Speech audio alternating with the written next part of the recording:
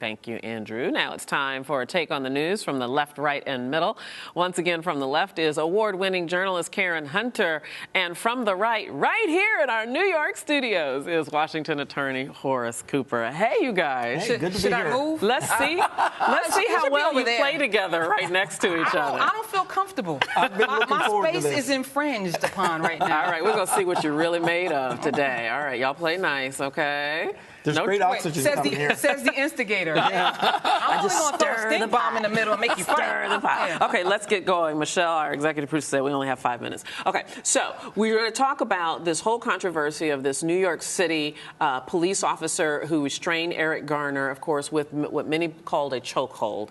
And then, of course, as a result, or we don't know why, but Eric Garner ended up dead. This officer, Daniel Pantaleo, is now on desk duty. His gun and badge were taken from him, but he was not fired, and he's not been charged with anything. So my question to the both of you, and I think I'll start with you, Karen, is should he be fired and charged with a crime? Unequivocally, yes. I've seen the police use more restraint on a coyote in New York, and we do know how he died. He died because he couldn't breathe, because he was saying, "I can't breathe," as they were choking him on the ground, and he couldn't breathe, and he stopped breathing. I don't think he should be arrested and convicted because of what he did, but I want them to send a message that this should not be standard operating procedure. They do it too many times. And there's a laundry list of black males who have been killed unarmed at the hands of the NYPD and across the country, and there's no consequence for doing that. I actually had a conversation with Justin Volpe's dad, who was also a police officer. Justin Volpe was the man that violated Abner Louima. And he said to me, "Karen, if Justin had just killed Abner Louima, my son would be home right now."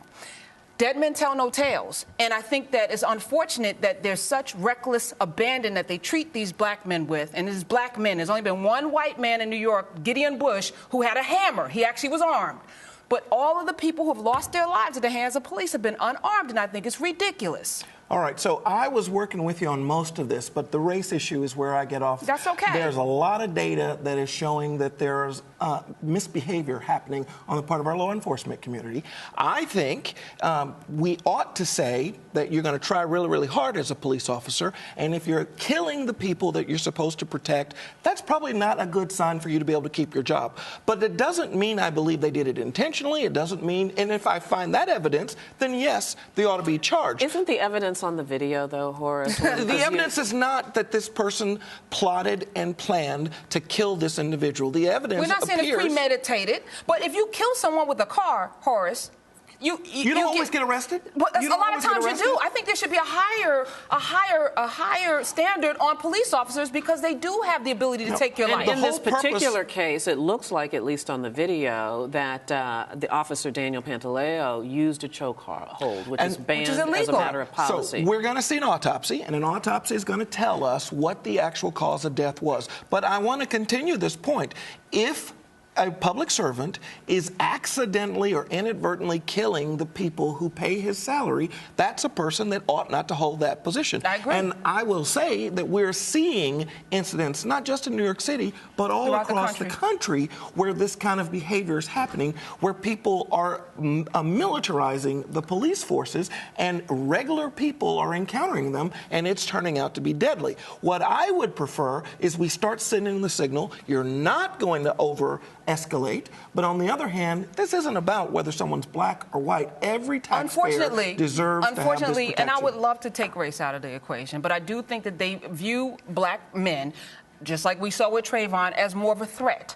And they get more rambunctious and more aggressive when it comes to this guy. And this guy happens to be a very large individual. Here's my problem, though. Being thrown to Eleanor the ground. bumpers and pummeled in the street. Absolutely. Yeah. But I do think there's a racial component to it. But what also disturbs me is the man was selling, at the most, illegal cigarettes. Well, and right? You should not lose your life for selling illegal, even if you weren't guilty of that. I do have a problem with using law enforcement for this revenue function. That's something that you could have special inspectors to go around and do. No reason to pull a firearm out. Let me ask you this question, and we'll just ride this out to the end, and that is, Horace, do you think that this incident would have developed the way it did had the alleged perpetrator been a 300-pound white man? I think if you saw a video and the police did this, you would still see the kinds of concern that exist. And I think it's important that we talk about it. I don't think you're answering the question, though. I don't think that you're answering. Do you think a 300-pound white man would have... Okay. Yes, all right. I do. That's all. I just want. I don't believe I'm you. saying You're saying yes to what, though? Yeah. That he there would choked be to death. concern. Oh, we're seeing instances of this. We're having the police break into homes and they have the wrong address, and white people answer the door and they're getting shot. It isn't about the race. It is about this idea that it's a shoot-first policy. We need a police force that understands how to calibrate. That actually, I agree with you 100% on that. But I do think there's a racial component, and I have seen them let a coyote go. I've seen that in New York. They have let a coyote go, and they didn't choke the coyote or shoot them. Left, right, and middle has officially gone to the dog, so we'll end it right there. Karen Hunter, Horace Cooper, so nice to have you in the studio. Wait, come back I'm and see. You're a little more polite here, though, I gotta say. You're much more fun when you're out there in Washington. I was ready, too, Debbie. It's all about the topics. Thank it's all you about the topics. Have a great weekend. And you're watching Arise America.